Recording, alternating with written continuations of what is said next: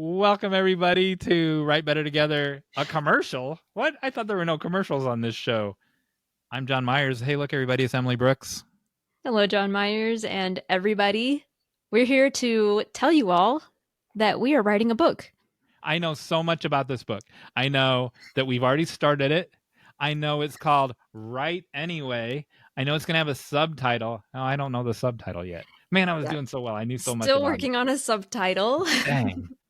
But we also know that we're about 30% done with it, that it's going to come out in August. August? Then in August, we got a lot of work to do, John Myers. And it's going to be about the writing lifestyle and encouraging you to always, no matter what, write anyway. Yeah, good or bad, life happens. So you're a writer. You need to write anyway. And that's what the book is about.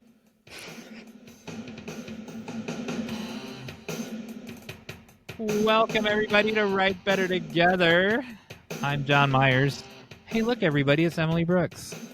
Hello, John Myers. Hey, Emily, what are we gonna talk about today? Well, we have quite the list and quite the guest. Yay. So today we have Sara Wigal on, and she's worked in publishing and she currently teaches at Belmont, and she's going to introduce herself some more, but she's going to be talking about mindfulness and productivity. She doesn't deny her expertise, does she? You'll have to wait and see. Oh, okay. I'll have to watch this episode. We do have a thing where guests like to deny their expertise, and it's very funny. That's throwing me off. Before that, we're going to have a response to a call to action, or at least a listener response of some kind. And then Sarah's going to give you an excellent call to action. Yes. And then we're going to talk about our secret topic, our Hey John Myers topic. Oh my. And then we're going to have the final act where I invent a random game for John Myers to play. It's like, name every cartoon character that ever existed in chronological order. Okay, so some of mine have been really hard in the past, so I apologize. All right, so first, how'd you get out of your bubble, Emily? So, I actually did get out of my bubble quite a bit this week. Wow. Just like hanging out with my sister because she moved, and I'm really sad. She and her family moved to South Carolina. Oh, moved away. Yeah. And then I had a small group that I met, but I really want to just, because we're talking to Sara Wigal today, I just wanted to say that we're talking to Sara today because I got out of my bubble. Yes. And that's not to brag. That's just to say, like, stuff happens when you go places. We've already had a whole episode on the writing conference and that I went to in Tennessee. Well, one of the speakers there was Sara, and I kind of like hung out in the back of the room afterwards trying to decide if I should go talk to her. And some other writers I was with was like, you should definitely do that. Because I was like, should I invite her on my podcast? And they're like, definitely do that. You should go.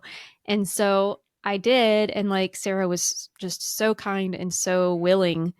And so I sent her an email later and she said yes. And now we have this new friend. Yeah, and it was fantastic. And she invited us to her Writer Fest. And like, had you never opened your mouth, just imagine, it would have never happened. Like, I could have just gone and sat in her workshop and gone, that was nice, and then left. But it just took a little bit of courage, and we made that connection, and she's great. Yeah, I was going to say it seemed like she would be easy to talk to. Well, we talked to her for almost an hour, so obviously she was easy to talk to. You mean we're about to talk to her, John Myers? Oh, I shattered the illusion. How did you get out of your bubble? What makes you think I got out of my bubble? You usually do something. Did you go on your stupid walk? I did go on my stupid walk. And on my stupid walk, I realized if I'm driving somewhere, like with my lemonade story or whatever, my the mystery girl story. Yeah. Like when I was driving, for some reason, I think that's not me getting out of my bubble. Like, does it always have to be on my walk? No. So like why is it turned into my brain where it has to be walking? I don't know. Interesting. Yeah, so it doesn't. Get out of your bubble however you want. It doesn't have to be on a stupid walk. However, I was on a stupid walk, and now that I can only, you have to tune into previous episodes to find out why I can't walk in 2 of the 4 directions now. And so I was walking in one of the 2 remaining directions from my house, and I saw a brand new muffler man. And here is, I took a picture of it. Here's the picture right here, Oh my right goodness. there. And it's I'll let the listeners chime in. And so there is a muffler component to it, but it was at a brake shop, but it was the same concept as when we talked about muffler men before. And I'm looking for the book to hold up, but it's in our bookstore. And Yeah, this was like episode 0 or episode 1 is or that when it was? 2. I was going to ask you that. I don't remember. I think it was episode 1 maybe that we talked about the muffler men. Yeah, I know the book is in our It bookshop. is. Yes. And but I was going to hold it up, but I don't see where it is. It's blue. Anyway, I'll put a picture up. all right, and I'll put a picture up of the muffler man. Yes. And so do you still call it well, yeah, it has a muffler in it. Like I said, do you still call it a muffler man when the muffler men were people, artists or the welders at muffler shops who made muffler men who made muffler men. Well, these are brake people, and most of the parts are from brakes or wheels. And so is it still is it legit muffler man? I'll have to wait until I see the picture, but everybody else can chime in. Yeah, I don't know. All right, that's it. That's all I did, is I love went it. and discovered a new muffler man. Can't wait to see it. So what's the we have a listener response. Oh yeah. Here's a picture right here. Here's another picture that I can't another see. picture. Mo sent us Morgan Stevens, writer, author. Is he an Friend. author yet? He's a writer. Friend, community member in the podcast. He sent us a picture of him holding up Bob Sine's book. I know I have that on the Which bookshelf. is also in our bookshop, friends. This is also in our bookshop, and so Mo got it, and he is so far enjoying it and loving it, and he sent us a picture because he would have never known about it if he couldn't have done it without us. Because he would have never known about the book if it weren't for us. And I then love it. so there you go. I love it. All right, here is our conversation with Sara. Welcome, everybody. We've already been here, but here's Emily Brooks is still here. Hello, everybody. Hey, look, everybody, it's Sara Wigal. Where'd she come from? Thanks so much for having me on Write Better Together. Yes, thank you so much. So Sara is here to join us to talk about mindfulness and productivity, and I got to hear her talk about this at the Tennessee Writing Workshop, and it was so good and so important. And so we're so glad to have you here. Sara, will you tell our listeners more about yourself? Absolutely. So my background is in book publishing, working in the industry itself. I was a literary publicist for a little more than a decade, 11 or 12 years. And while I was a publicist, which is a super fast-paced job, a lot of not great work-life separation, having to take phone calls or answer emails really late at night or sometimes really early in the morning. So I would burn out, and no matter how productive I could be, I still couldn't seem to sort of keep my mind right because of how challenging the nature of that job was for me anyway. And while I was still working in PR and I was managing a team and I was also managing an internship program, I got to know some of my interns and also some of the alumni from the same college that I was working with, and noticed how much I enjoyed interacting with them in this kind of training, teaching capacity. So I got hooked in with Belmont University, where there's actually a publishing major studying the business of books. And I was guest lecturing. Then I started adjunct instructing. And then 5 years ago, started full-time teaching. So I'm the director of publishing there. And while all this was going on, I was not only beginning to teach young people about working in the business and sort of how to stay afloat in a pretty fast-paced entertainment industry that's constantly changing, especially as technology rolls out, but also thinking about their wellness, their mindfulness, how they could become not just a successful work robot, but at Belmont especially, we really focus on what we call whole person formation. So how do we help grow these people that are going to go and be wonderful in the world one day and feel satisfied by their life? So there was that going on. And then simultaneously, I also started working with a good friend, Amy McConnell, who's now my business partner. And I'm the director of Writer Fest, which is a writers conference every November in Nashville. And we work with writers of book, song, and screen. So we're the only conference that we know of, at least. I try to be truthful, that is looking at all these different writers and trying to unite them and bring them together with about 2.5 days of programming. So I kind of have like during the year, I'm mostly Belmont. And then during the summer, I switch gears and I'm like all Writer Fest, just like getting plugged in, working on a bunch of things for our programming, because we do events throughout the year. We had a wonderful event with the audiobook narrator, Julia Whalen, just a few days ago, which was amazing. So I keep pretty busy, and that's why I really try to talk about mindfulness and how to attempt to balance one's life,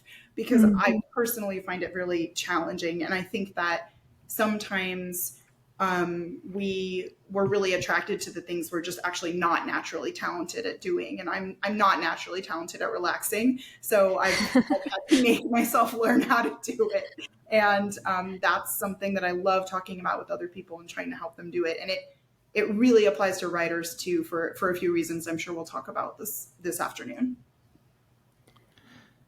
At Belmont, do you get them right away? Do you get first year students, or do you get them? So that's great, because you get them off to a good start. Mm-hmm. Yes, we have students that at Belmont, we have a special kind of advising program where one of the faculty in your major becomes your advisor throughout your time spent. And every semester you're required to meet with them to talk about your course selections. And they're also just sort of an extra resource to you. So I meet my students in the foundation course that they take, although typically I meet them during the admissions process, and also through advising. And then even if some semesters I don't have class with them, I'm more or less seeing them at some point all 4-ish years of their academic career. And so anything we're kind of working on in various classes can be carried through because of that opportunity for continuity. I love that. So we've had a lot of teachers. I just realized we've had a lot of teachers on this podcast. This could almost be a teaching podcast, but I love that holistic approach, because I think sometimes in school and in work, we kind of are just like, you should be able to do this. Like, here's all the work, just do it. Without that, without giving people the tools they need to actually accomplish that and be healthy mentally and physically. Absolutely. Well, some of my research and just some of the classroom opportunities that I've been interested in creating for students have to do with, and not just my own identification. I think a lot of professors and high school teachers and younger as well have identified some of the skills that might lack in certain students when they get to you, that might seem common sense or might seem about organization, things that at their age maybe no one has taught them and it's not their fault, and yet we're expecting them to have those skills to be successful. And at first I would kind of look around like, well, why don't you know the difference between delete and archive in your email inbox? If you don't know that, please Google. But I'd be like, this is what delete is, this is what archive is. And a lot of my 18 to 22-year-olds did not know the difference. They were scared to archive because they thought it meant delete. and that made their inboxes a nightmare. So really simple things that as people that maybe are a little older, we had to actually be trained on, computer systems or how to work different internet applications. Like we received training often in educational settings, even. Younger people today are not receiving that same training necessarily. They're just being launched into the world. And that was kind of part of what I first was noticing was a problem. And it was happening, well, even before I was teaching. I think it was when I was, teaching in an internship setting where I was noticing like these students don't know things that, now I can't remember if I knew at their age or not. So this is a good fit because that's no matter, like I've taught at university level English and film. So as Emily's seen me teach and I've seen her teach. That's totally, even if they're first year English students in English 100, half the class is how to college. Like we're teaching them. I Yes. love teaching freshmen. I love teaching first year students in the first semester. I don't like. Yeah.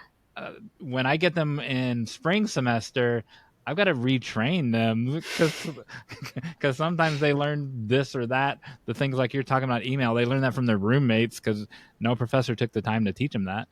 And it's so much better when you get them fall of their first year. It's a problem with our academic system because, if you have an instructor that's tasked with teaching content, then it's really having them go above and beyond to look at these sort of life skills in addition to whatever that content is. And that's unfair to the faculty. And yet there's not always these programs that can help the students.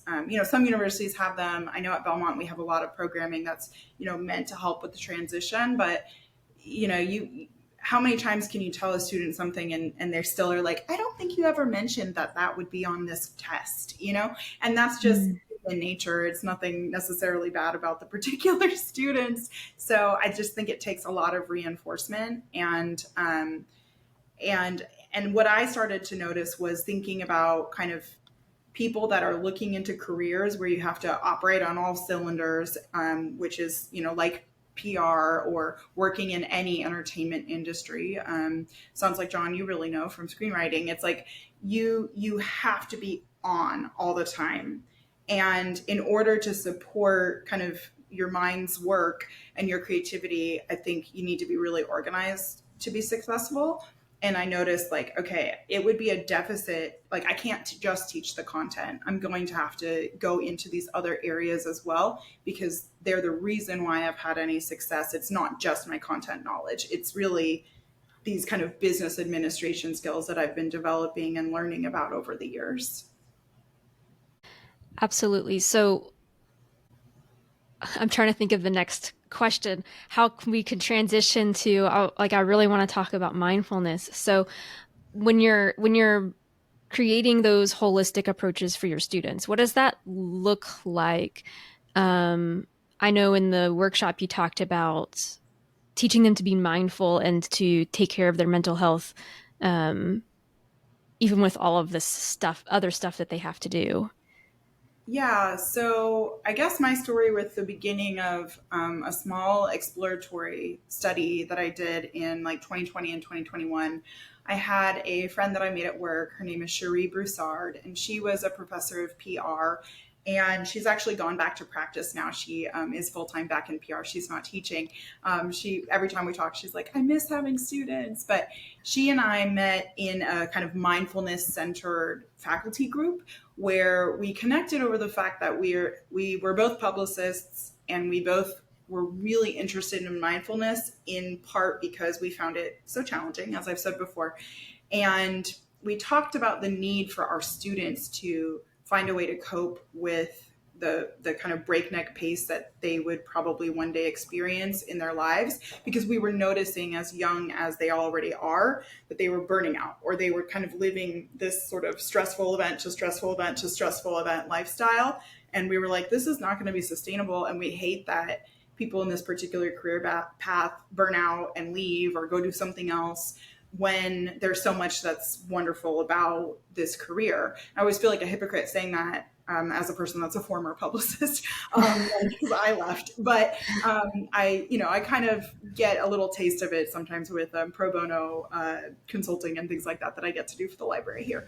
But she and I chatted for a while, and we ended up designing this study where we would figure out a mindfulness intervention and pair it with some of the productivity tips that we thought were really helpful for ourselves as professionals, and that we would then go in, use, do kind of like, it's called a classroom intervention, just meaning that it was a 1-day presentation, essentially. Like, we did a thing one time and talk to the students about mindfulness and talk to them about productivity, and then figure out a way to kind of test that and see if it worked, meaning we were able to help them become more mindful. And it was a wonderful experience, and we were able to publish our findings in the Journal of the Scholarship of Teaching and Learning, which is a really wonderful publication for teachers that are interested in improving their teaching and their kind of classroom environment, and the learning process for their students. And what we found was, mostly what we found out is so much more research is needed. One thing that we found out was that there was very little research on mindfulness interventions for undergraduate populations. It was mostly for grad students or working professionals. So we were really, weirdly, we thought, how could no one have done this before? But we were pretty cutting edge, actually, I think, on what we were doing. And also, no one had paired mindfulness with productivity before, which to us felt supernatural. So we found that the quantitative data, did indicate an increase in mindfulness, but it was a really small finding. But the qualitative data for our exploratory study of 26 people, that's what was phenomenal. And when I do have spoken publicly, so Emily, you got to hear a little bit about this. I think I read some of the student comments even maybe, but the students talked about how the fact that this was a program in their class and not an additional optional university offering or something like that made them feel really cared for, made them feel more deeply connected to their peers and to the faculty members conducting the intervention, because it felt caring. And they talked about how both sides were very kind of net positive experiences. So really wonderful feedback. And then over the years, because I do have them and I have been doing this for 4 years now, just again, more anecdotal evidence from my students talking about, oh yeah, well, when I'm doing my breathing and whatever that I learned in pausing for more, and I have so many stories, I could tell you about the things that they've said to me. So I presented this research a couple times this year, and I'm excited because we're about to dive back in. I have a partner, a new partner coming on with me and Cherie, and he's going to help us to conduct more research in this area. So we're going back in. We're going to go back in for another paper. So check back later, and maybe a few years from now, we'll have a follow-up study. That would be amazing. So that reminds me, so where Emily and I taught in the past, when the first semester of the pandemic, we went to spring break and we weren't allowed to come back, and so we finished on Zoom. That was the only time I ever taught on Zoom. I went back with a mask face to face. At one point in a department of 40 people, there were just 4 of us, and the biggest germaphobe in the world, that's me. I was one of the 4, and because I give the customer what they want, and that's what they wanted. But during that 6 weeks where we were on Zoom, I learned this from Dr. I can't remember her name. We'll put it in the show notes. And but she was a sociology professor, and they had a problem with the students wouldn't turn their cameras on and all that. I never had that problem because they always had to show things to the camera, right? and so, but we would start each session with we didn't call it a mindfulness minute, but we should have. They had to do breathing, and they had to do 10 seconds of eye. If there were 24 people in the class, they had to do 20. They had to do 10 seconds of eye contact with each of those 24 squares. Wow. And I would say it was 50-50 of the people that bought into it the first day. But you got to watch it grow over that 6 weeks. And when I had students face to face later, a year later, 2 year later, they always remembered that, because no one else did that no one else did that for them, and they really connected with each other. They were in Texas and Chicago because they all got sent home, and they got kicked out of their dorms and sent home, and they were all over the country, but they were able to connect with each other just like they were 2 weeks earlier when they were all face to face in the class, and it really, like you said, it really stuck with them for 3-4 years. Studies indicate that when you have kind of a softer learning environment, that students actually learn more. They learn better because they feel like good vibes and they're like ready to go. So, I've tried to implement that sense of fun and togetherness into my classroom. I still get told by students that they find me incredibly intimidating. And I'm like, okay, I don't know what to tell you, but sometimes teachers are intimidating. It doesn't mean you can't get to know them. I think it's just a different generational thing. I don't remember ever thinking that, I remember being in college and all my faculty were intimidating to me just because they were the faculty. But that didn't mean I didn't I don't know. So there's different culture surrounding relationships to faculty now, I think, with students, and some fear involved that sometimes can be detrimental to their learning process. And so I think when you're implementing, doing group activities, I'll give you an example because you talked about your breathing and that eye contact thing's really cool. I would do a lot of, during the pandemic, I would do a lot of who's got their pets with them. We were all looking at everybody's cats. And yes. I would usually show my 2 dogs at the beginning of the call at some point and kind of move my camera around. Had to make sure if I was wearing sweatpants on the bottom, to be careful of, Yes. I'm seeing it right now. I'm at the beach, so I'm in my little chambray and then I've got shorts on. But I look okay professional for this. So some of the activities that I have done with my students and the ones that I teach in the pausing for more intervention, because we're saying if you actually slow down, you can do more. And Cherie gave it that name, and I think it's genius. So I have to give her that shout out there. I talked to them about one thing is breathing. So we breathe the box, which is breathing in for 4 breaths, holding your breath for 4 counts, and then breathing out for 4 counts. And then we repeat it 4 times. And when I present on this, I actually will have the crowd do it with me. So I'll have them close your eyes and we're going to all breathe together. And this is very, for some people, maybe they've gone to a zillion yoga classes and that's normal. For other people, they're this is so weird and out of the box.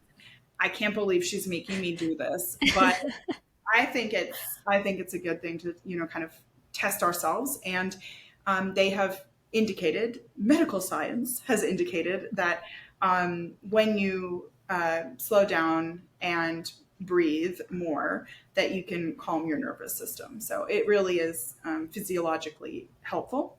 So that's one mindfulness strategy that I talk about with students, to give an example.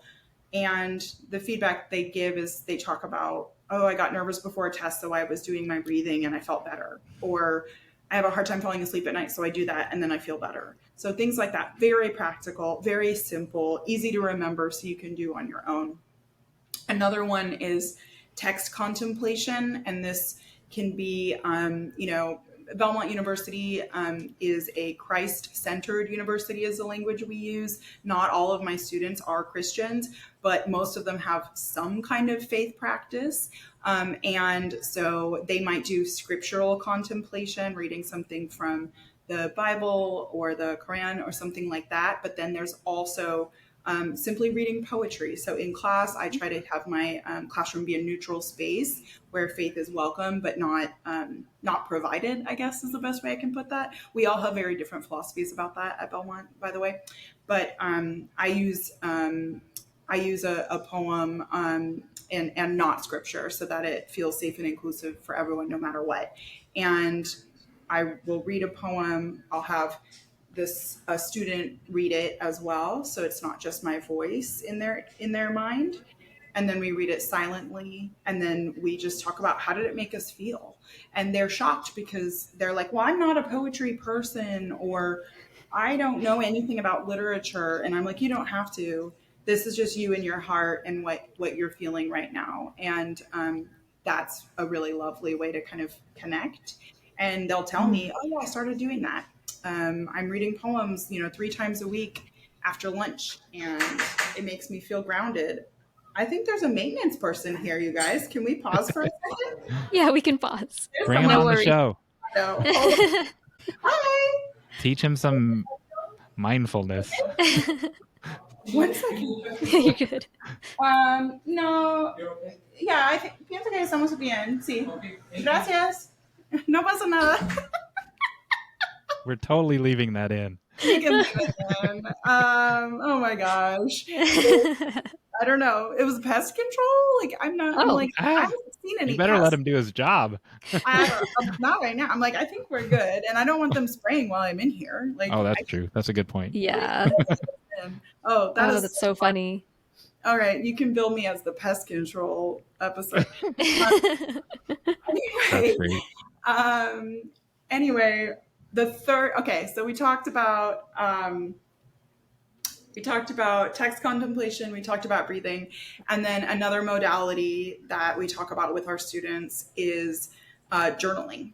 And I usually present to them that, there's kind of 2 schools of thoughts. You can either do like a morning pages, Julia Cameron type thing, or you can just write at nighttime. But that either way, and I have gotten specific feedback from the students, and I did not invent this, of course, but I'm just, passing on this information. Oh, okay. Now my partner's back. We're just like, it's crazy. Zoom. That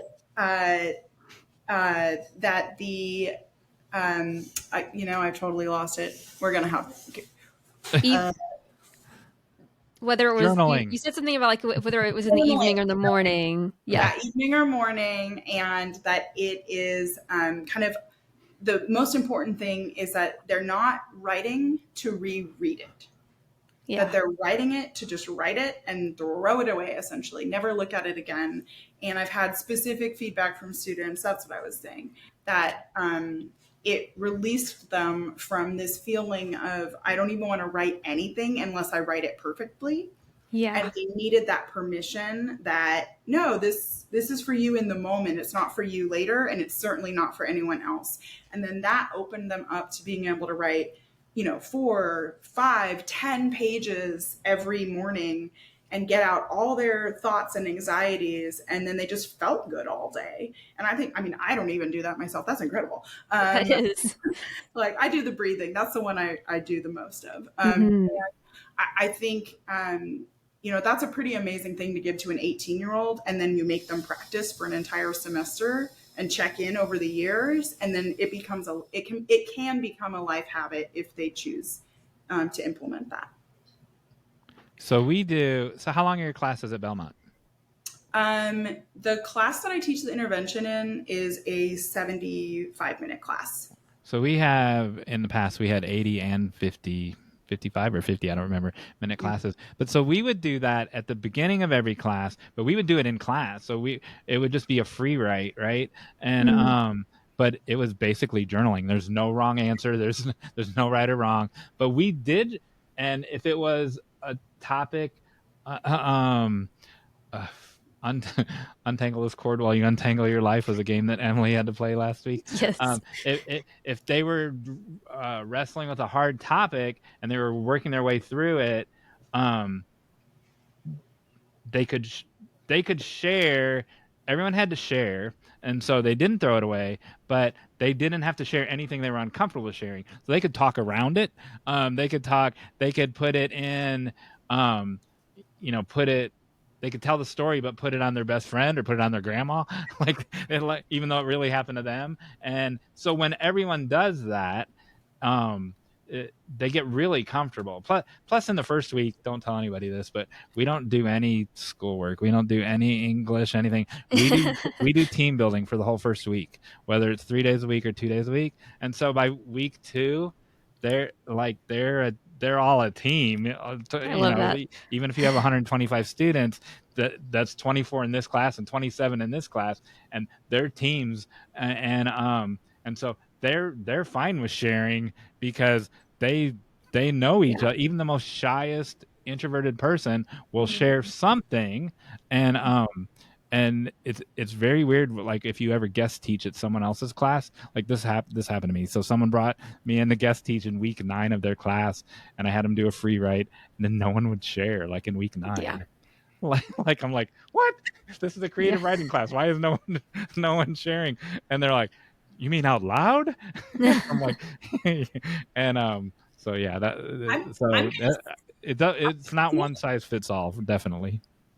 No, I love that. I'm sitting here kind of dumbfounded that I didn't think of it myself. That I'm like, wait a second, because I have them breathe in class with me occasionally. We'll start class, we'll be doing that. We read poems a few times throughout the semester, and then I don't have them do any journaling actually with me. They do a lot of reflective writing homework, but I'm like, why am I not doing that in class? That's such a good idea.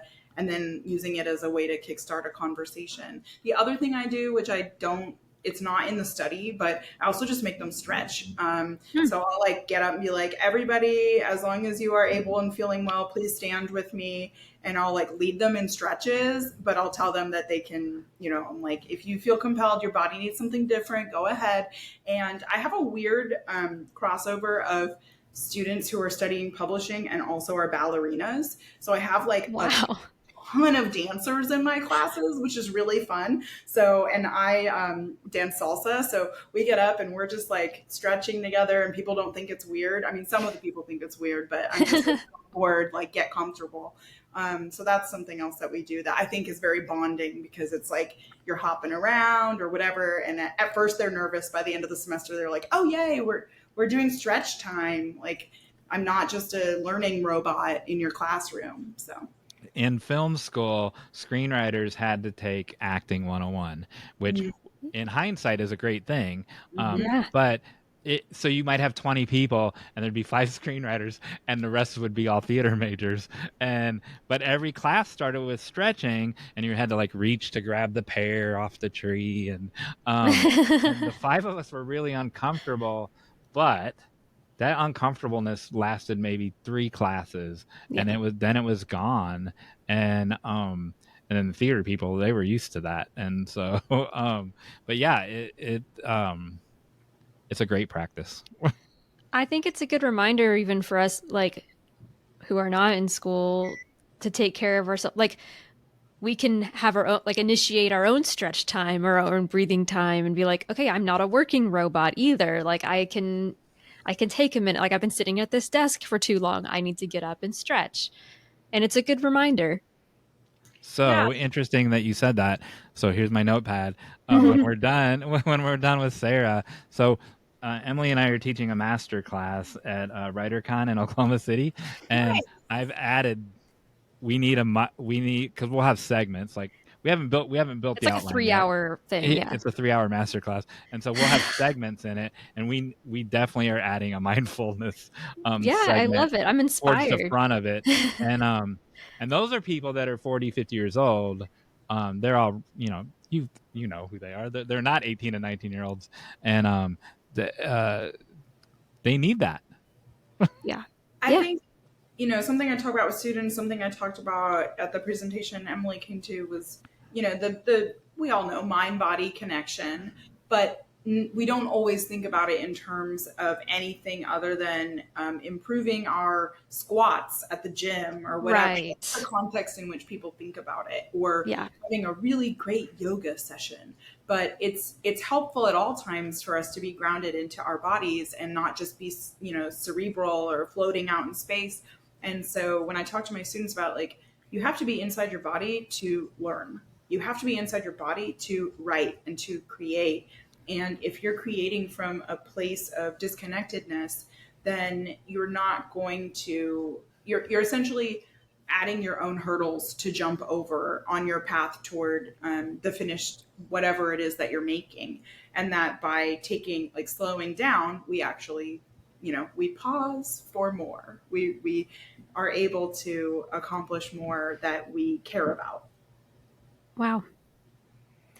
So we were talking about journaling earlier. I wanted to say that's been a really important thing in my life for that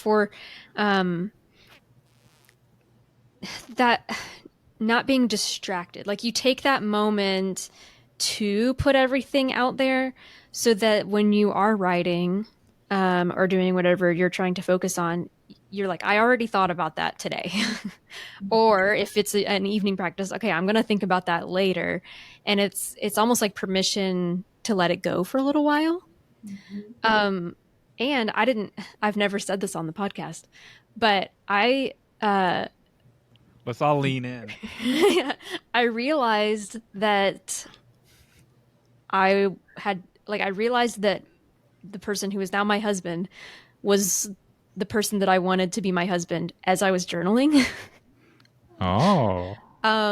Because it unlocks stuff in you. Like, if you're just sitting there doing nothing and thinking, sometimes your brain, you get distracted and you're thinking about all these other things. And like, but when you're journaling and you're letting it all just come out, it's like you process things differently when you're writing. And it was like, I needed to journal. I'm sure I would have had the revelation at some point, but as it was, as I was processing things in my journal is when I was like, oh, I want to date him.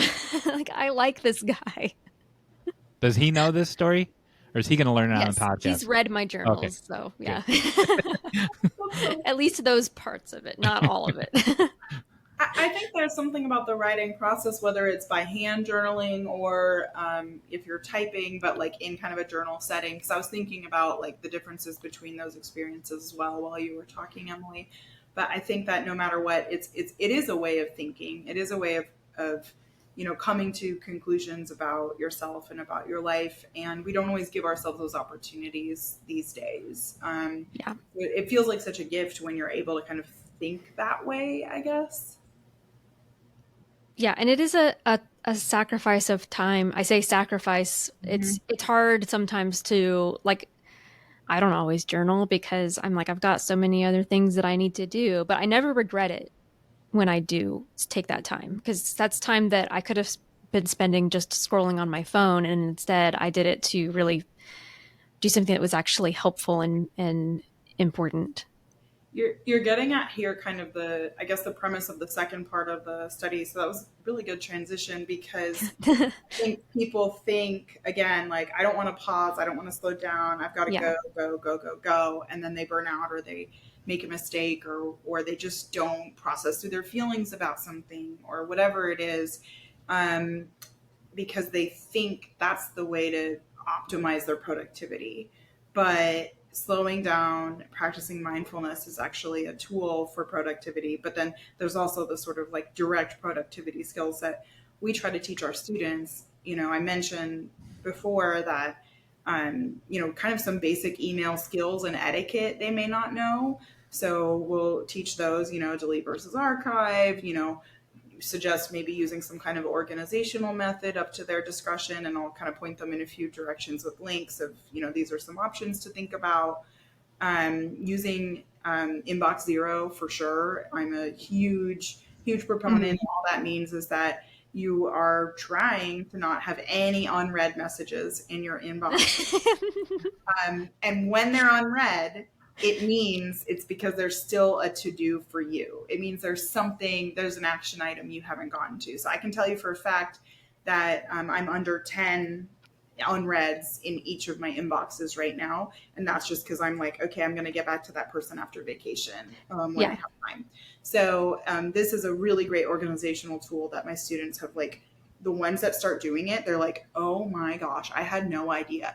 Deleting my 14,000 emails while I watched TV last weekend, like, I just thought it was like busy work, but I did it. And then now I realize that every time I get an email, I see it. And there's this weird emotional pressure that's been lifted. So listener, whoever you are, if you are not practicing Inbox Zero, please Google that. This is like the most important thing I can tell you to do. Do you do that, Emily? Yeah. Well, yes. Yeah. John, are you lagging behind? I'm guilty. Guilty as charged. Don't be shamed, but just, go put on your favorite podcast and do some organizing. It can be a weird, like, fun kind of thing. I'm famous with my students. I always say, like, this is kind of fun, like, about like work or other tasks that are not good. It's probably something my mom said to me growing up, but yeah, kind of fun. So I do organize. I have more folders than I probably should. I had a student, and this is related. Don't worry, I'm not going on a sidetrack or rabbit trail, Emily. Who not only did she have 25 folders, they were all color coded, right? And then on her notes, on the back of her backpack, she had, like, it looked like when you buy the whole array of 24 markers in all the different colors, they were in this sleeve, and her folders in real life, her analog folders and her markers in her highlighting matched the colors of the folders on her email. And my word. She was never late for anything. Mm-hmm. She was the most organized, and I've used her as a model. When I've told that story I tell it every semester like, this is extreme, but it works. And so you have to do you and find your own version of that, but it works. But I need to Inbox Zero. What a queen. I love her. I love that. Yeah. That's an inspiring message. It sounds kind of crazy, but I absolutely can see how the kind of color coding, because I talk to my students about this, like, there are some kind of almost subliminal things you can do to help yourself stay more organized. And that's a really good example of one that might feel a little tricky for the average person, but clearly was working for her really well. And I'm sure someone could kind of break that down, into a more palatable, easier kind of version. Because 25 is that's kind of a lot. But Yeah. like, I mean, even as simple as having your email inbox folders be the same names as your desktop folders, or like your document folders, like something like that could be helpful, is something I'm thinking about. But yeah, so we do kind of those basic email skills we talk about with them. And then the biggest one is talking about kind of mission and purpose, and then how that specifically helps to align the way we spend our time. So I love Timeboxing, which I was doing it before I think I knew that term, but using physical representations on my calendar of how much time it would take me to do something has been really helpful. So, like, if you looked at my GCal this week, it's lovely, actually, because I'm on vacation, so there's very little, which is really nice. But in a normal week, you might see 20 things on a single day, not because I have 20 meetings, but because I'm estimating the time that it takes me to run a personal errand, then have a work meeting, then have 2 hours where I'm emailing clients for a very specific purpose related to Writer Fest, like, kind of putting it all in. And when you estimate your time that way, it's really easy to see what you don't have time for. And that's what I talk to my students about, that how do we prioritize our time? And Stephen Covey's matrix about, time urgency and importance is really helpful there too. And we kind of show that to our students. But, what we suggest really is, we love social media too. It's super fun, but it's not urgent, and it's typically not important unless it's for a job. So, if you're not putting in on your calendar like an hour of scrolling mindlessly, like the doom scroll takes up time. And if your calendar is reflecting accurately what you're doing, and prioritizing the tasks you need to do, you're probably going to end up realizing, like, I don't have time for that. I don't have time for that. I don't have time for that. And if all of a sudden an entire day is gone for X activity that didn't help you move forward, and moving forward could still mean relaxing. Moving forward can be connecting socially with other people. Those are all good things too. But looking for how we accomplish what we as individuals want to do, and not get sidetracked from our own personal goals even. So I think most people can relate to that idea, and pushing them to implement it in the classroom setting can help them hopefully start to kickstart some of those better habits.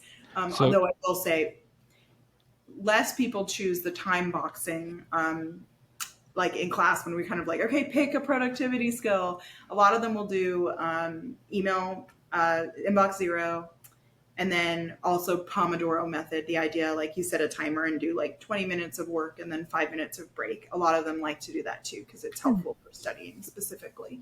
So give our listeners the practical application. So I do time boxing as well. And by our listeners, I mean me. Tell me what to do about this. So I do exactly, again, like you said, I did it before it was called time boxing. And but I don't leave the cushion in between each box. And so if something out of my control makes that 45-minute block take 60 minutes, now I am 15 minutes into my next block. And when I'm in complete control, but when it involves another person who messes that up, like, tell us what to do with in between the boxes. Can I add to that question as well? Yes, of course. Because I've tried time boxing, and I'm continually trying it. I haven't given up, but like on the same kind of question is, I sometimes don't know how long something takes me. It takes how long you say it's going to take. Like you like, unless it's like building something you've never built before. But like if you have to, and I'll let Sarah answer this instead of me. But like if you have to work on the chapters for our book, right? You give it 2 hours. That's how long it takes. It takes that 2 hours. But then the maintenance guy comes and takes a half hour away from that. Like right? That takes so anyway. Sarah, speak. Get us out of this hole. It is kind of like a common sense issue. Like if you've allotted your 2 hours for writing and then you get interrupted, I think you have to it's like a split second decision. And I think it has to be a guilt-free. That's important. It has to just be an immediate acceptance of my day changed. And I used to really struggle with that. Like really, really struggle. And in fact, that's part of why I started time boxing, because it helped me to in a weird way. I don't know how to get into it without the weeds in way deep into the weeds, more than we need to go. But I would be like, oh no, like I plan to do this today and now I'm not accomplishing that. What do I do? And actually time boxing helped me really relax. So if you're struggling with, I don't know, like kind of obsessive wanting to do certain things on certain days, like I was, time boxing helped me relax because I knew, well, it's on the calendar, like for a day. So I know that I'll get to it and I don't have to have it in my head. It's like the scheduling version of morning pages. Once you put it on the calendar, it's not rolling around in your head. So for me, just having something time blocked out means that there's a task or an event or a communication that I need to, send or respond to that I know I need to do. And if I need to wiggle it around later in the day or even bump it to another week, I'm okay with that. I'm able to scan and see what's actually urgent. So again, how do we prioritize? And then if it's not urgent, you just have to be okay with like giving it a bump, in terms of estimating time, I feel like that's just hit or miss. Like, I don't think I'm correct. Like there's a task for work that I'm doing right now that is related to like our review process. And I was thinking it would take me like 8 hours. And I'm pretty sure I've spent like 10 or 15 hours on it already. And I'm just like, at this point, I'm like, okay, after I get back from my trip, I'm just going to try and not be upset that it's probably going to take way longer than I originally anticipated.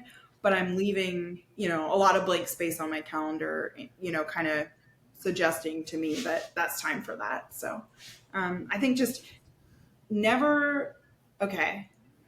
So for me, a great system is if something took too long or if something went faster than you thought, I might the next day or the end of the day revise the calendar to reflect what really happened and bump something. Yeah.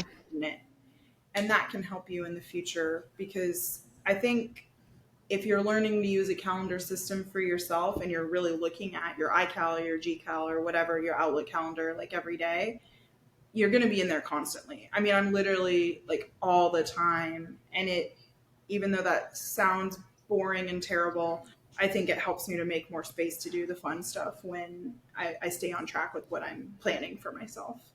And you run the calendar. It doesn't run you. I mean, you're in charge of the calendar. So that's what I'm saying is like, I know like, I'm not going to do this today. I'm going to bump it. I think the trick is like at some point that thing you're bumping, you're going to have to decide, am I just deleting this? or am I really just bumping it until it's my time to do this? So that's great. I feel like we're talking a lot about like as if I'm like the business organization who I'm really not. I'm just a lady who has a wild amount of responsibilities, and I'm somehow managing to keep my head afloat. That's the only thing that makes me like qualified to talk about this, because I will say that I have a lot of people that are like, I don't understand how you're doing everything you're doing. And I'm like, it is just organizational skills. Like that's the only way to get all of this done.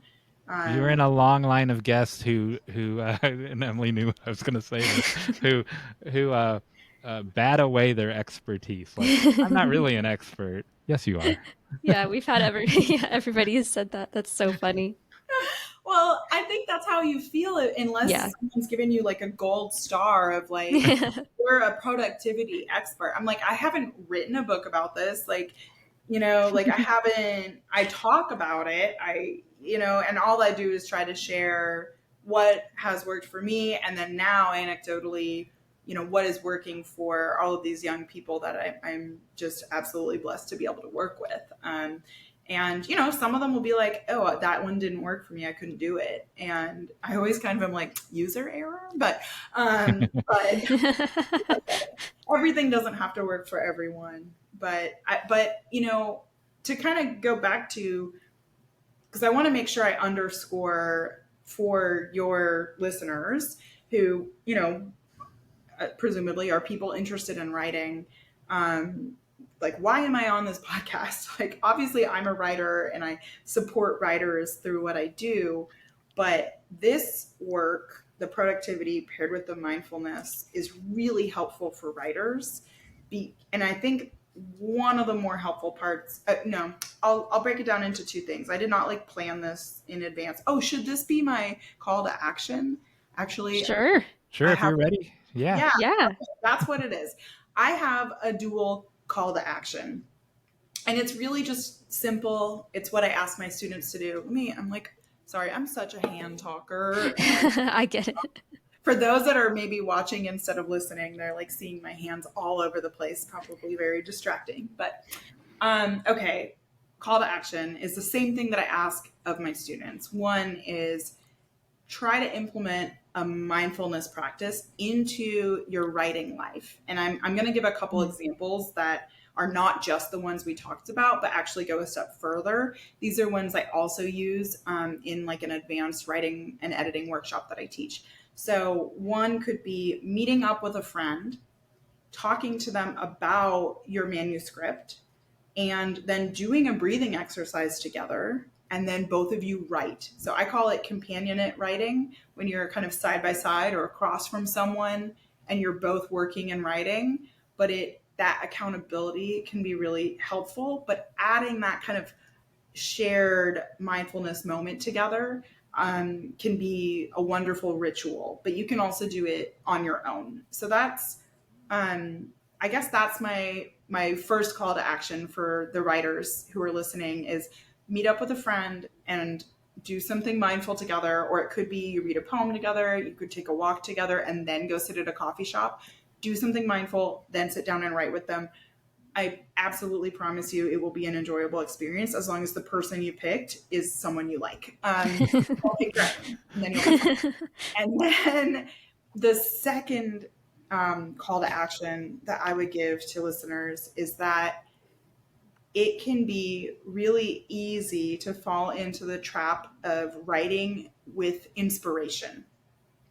But as we know, successful writers are able to somehow catapult past having the kind of writing feeling and just write when they have time.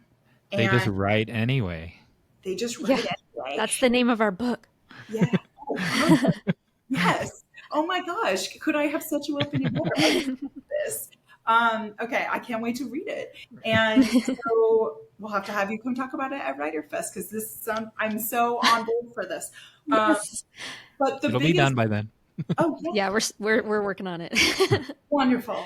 So the biggest thing I think is write anyway, but to make it more grounded and kind of the real call to action here is use your time blocking skills to actually have writing on your schedule and some of you are so well beyond that. You're like, yeah, duh. Like I write every morning. I know people that write from like 5 to 6 a.m. every single day. And wow. I'm like, they're psychos because why? But good luck to them. We're all jealous of their ability to schedule their life like that. Some of us can't wake up until at least 6:30 or 7, but it's fine. Or later, no judgment.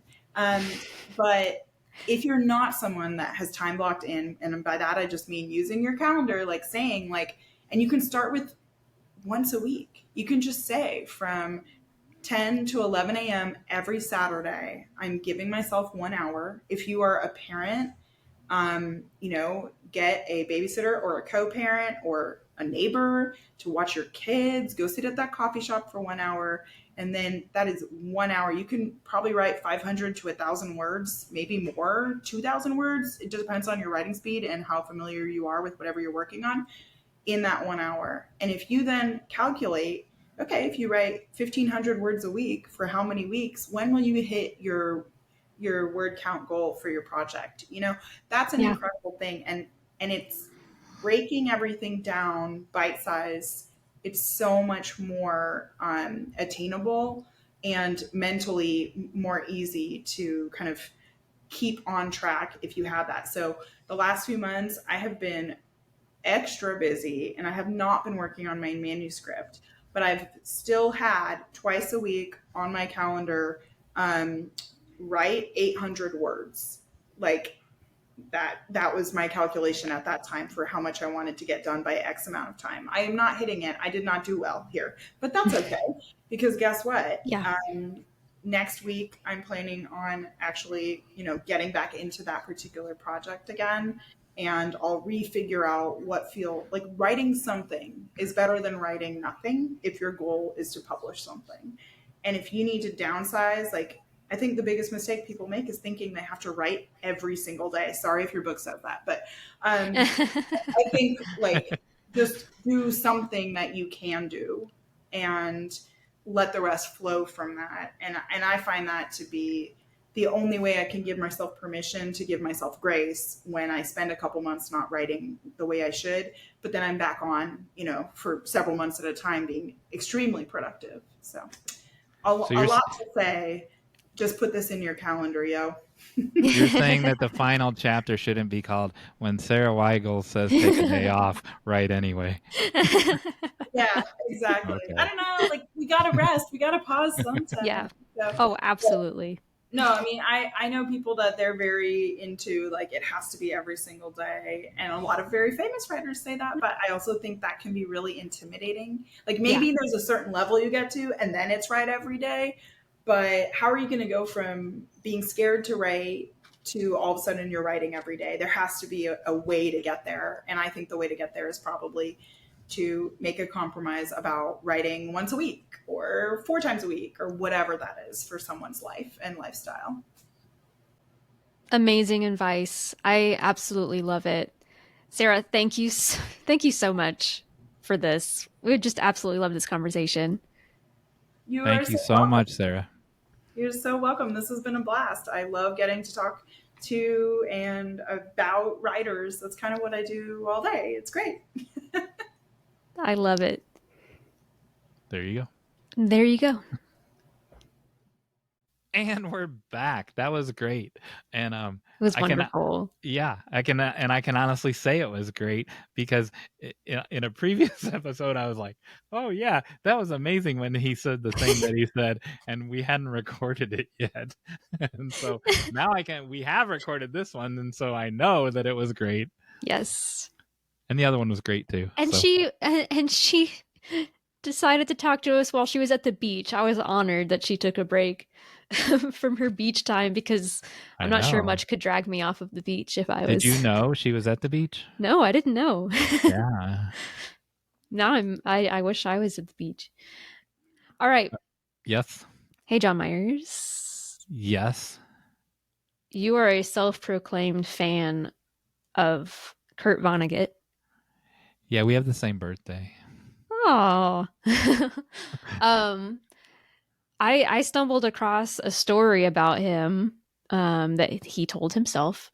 And it's very possible that you've already heard it, but I thought our listeners could hear it. But first, I'll just ask you, why would Kurt Vonnegut go out to buy an envelope?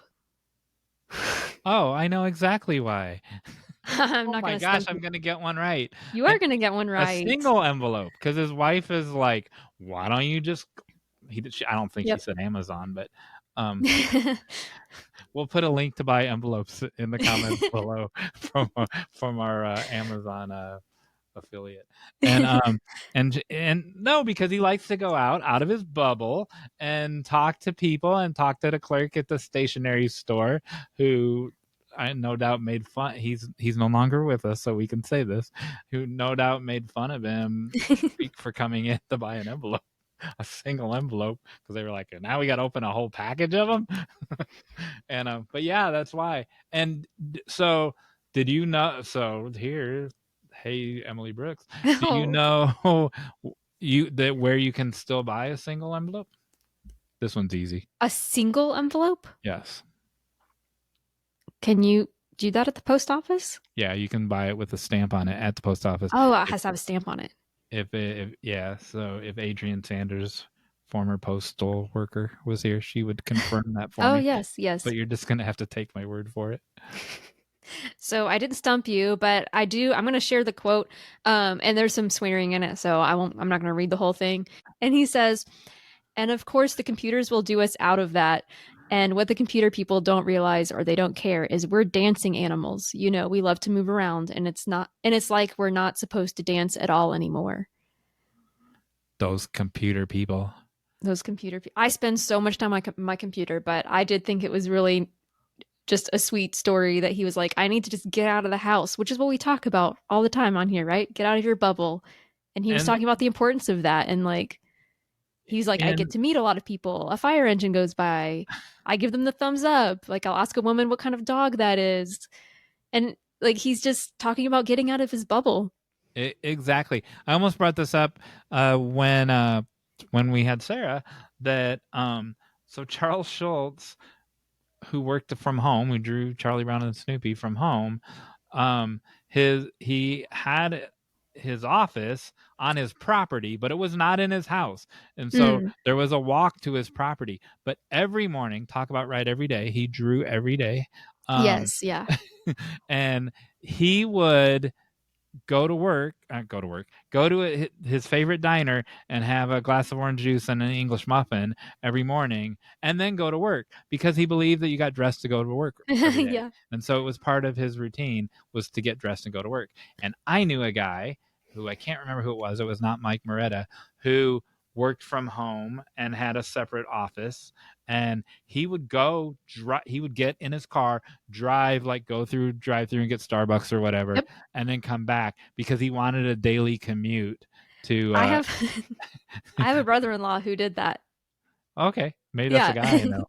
It was just part of like, I mean, I doubt it. But yeah, it's just part of that routine. I love that. Yep, there you go. You know what that means? You got to ring a bell. Oh, why do I always forget about ringing the bell? I told you let Winnie ring I the think bell. it's because I kind of hate saying it. It feels so needy. It would solve it if you let Winnie ring the bell.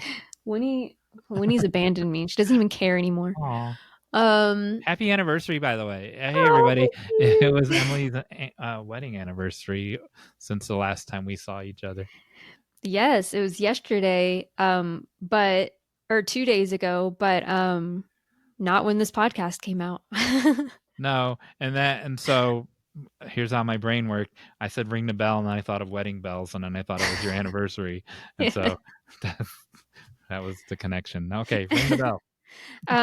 Yes, everybody. We couldn't have done it without you, is what we always say, and it's true. Yes. And so please like and subscribe and share our podcast with your friends. Share it. All right, now it's time for the final act.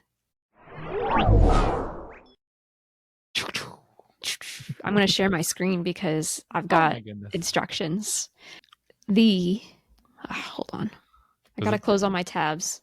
Well, first I need a prize or I'm not playing. Your prize is all of these books that you probably already have by Kurt Vonnegut. So I wanted to hold up Kurt Vonnegut books, but they're over next to my desk, which is over there. Richard Brodigan and Kurt Vonnegut are the ones by my desk and some screenwriting ones. Well, there you go. Yeah, I have all of them. I had a feeling. All right, I'm going to share my screen, and then I'm going to go to a page, but I'm not going to be able to look at you. No, that's not going to work. Well, while you're figuring that out, I'll tell the listeners, Mark Vonnegut, Kurt Vonnegut's son, wrote a book about his battle with schizophrenia.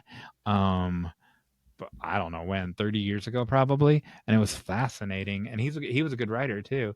And then he's kind of learned how to navigate his schizophrenia. And so 25 years later or 20 years, I don't know all the facts. 30 years later, he wrote a follow-up to it, and it was also very well written. Mark Vonnegut. Awesome. Okay, I think I found out how to do this. All right, here we go. So this game is... I can see both of us and the properly colored thing. The John Myers Bookshelf Scavenger Hunt. I'm going to time you. I'm going to time you. The last book I read's over there. I got to get up. Oh, well. You're going to have to get up. I'm sorry. But so you have 1 minute to gather the last book you read, a book you haven't read, a signed book, a book you couldn't put down, a book that challenged you, and a book that made you laugh. All in a minute. In a minute. How am I going to get to Barnes & Noble and back in time? I'm just saying. Some of the books are behind. Some of the books are behind that shiny thing. Well. Okay. All right. You ready? Yeah, leave this up because I got to leave to go get the last book I read. It's over there. Okay. And go. The last book you read, a book you haven't read, a signed book. I was wrong. A book... It was right here. So what is that? The last book I read is... Oh, no, you don't have to tell us in 1 minute. Go, hurry. Be quick. A book you haven't read. You can show us all the books when you're done. Oh, okay. A signed book. Oh. Looks like it got dark outside your window. I know that can't be possible because I beat the challenge. I got that done in 15 seconds, didn't I? That was amazing. So amazing.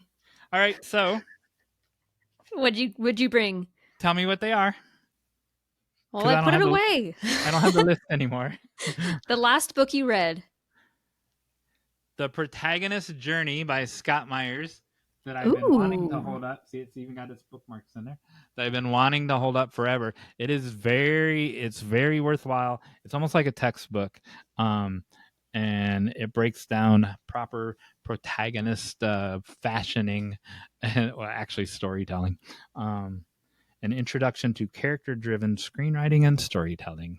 Good job, Scott Myers. Excellent. Next, A book you haven't read. a book that I haven't read is The 1 Week Baby. The 1 Week Baby, which Not we only have talked I not read it, I extensively don't know about. how it wound up in the house. And if it was someone bought it at Kmart, the full price was $3.50, and it has a sticker on it for $2.82. It's a little bit too racy for my I wonder how many times liking. we can get that book on the podcast. A signed book. A signed book. Funny you should ask. If we ever did the what's her name now? Abigail Riley's Dress Like Your Book. Oh yeah. That match dress, whatever. Make your wardrobe match your book. It was going to be this one. Oh. It's Squeaky Poems by Jack Handy. I have many Jack Nice. Handy books that are autographed, but just to show you, there it is. There's Jack Awesome. Handy's autograph. We will be talking about him in a future episode. Next. A book you couldn't put down. Well, the book I couldn't put down, I apparently put down because I couldn't find it. And well, I found a newer edition. But you found it in 15 seconds. Well, yeah, I found a newer edition of it. I wanted to hold up I had the original, the one with the pink copy that was like the properly sized, like little paperback size, not this big 5x7 one. And it's Trout Fishing in America by Richard Brautigan. That is my favorite book of all time. Nice. And I have many copies of the pink covered one, and I can't find them anywhere. I also grabbed Winnie the Pooh by A.A. Milne because all adults should reread this. I like to have a tradition of rereading it. I like to say January 1st, but at least in the first week of the year, and you will find something. I do this every year. You will find something you never saw before in it. And I've read it a bazillion times. I love that. My husband and I just rewatched the cartoon, and it's so good. There you go. A book that challenged you. The Promise of Failure by my friend John McNally. It's a creative writing craft book, and it says we need to embrace failure, and it's very challenging for me, and he knows that. I'll just leave it at that. Any of these books that are available on Bookshop will be on our Bookshop. Oh my goodness. A book that made you laugh. Is this the last one? Yes. So a book that made me laugh, the first one that I thought of was also by Jack Handy, and Jack Handy, The Stench of Honolulu.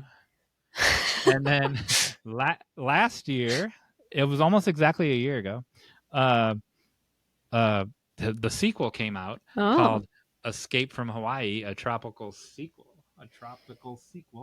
And it is also autographed. Look, he wrote me a whole big long story in there. Nice. And they're both hilarious. He has a new book coming out, which we'll talk about on a future episode. Indeed. Fantastic. Now the sun's coming up. It's already tomorrow. It's like it's pouring outside all of a sudden. Oh, okay. It's kind of cozy though. Well, thanks for listening, everybody. Thank for watching you. Whatever you did.